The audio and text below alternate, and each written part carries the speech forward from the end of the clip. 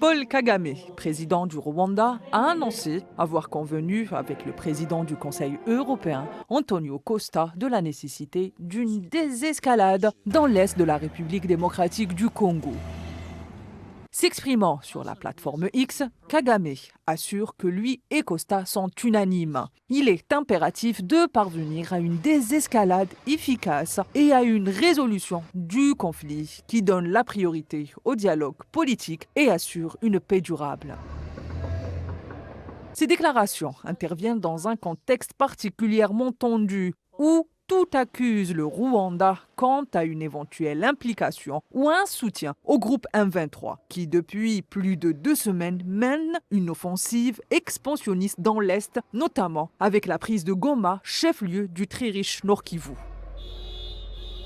Le Conseil de sécurité des Nations Unies a d'ailleurs exhorté en janvier Kigali à retirer ses troupes du Rwanda et à cesser tout soutien au groupe armé.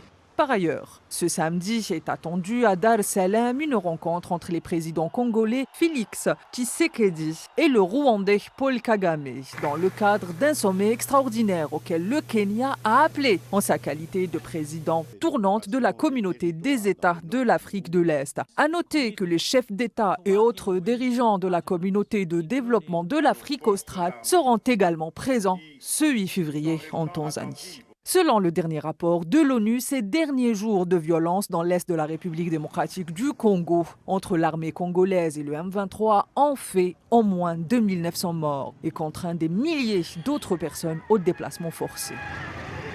Si les événements s'accélèrent dans cette région des Grands Lacs avec la menace qui pèse désormais sur le sud Kivu, il est à signaler que cet abcès qui prend des airs d'un conflit de haute intensité est à bien des égards révélateur des fractures profondes qui traversent la région des Grands Lacs, marquée notamment par les intérêts des puissances et leur guerre d'influence et d'hégémonie afin de déstabiliser l'Afrique.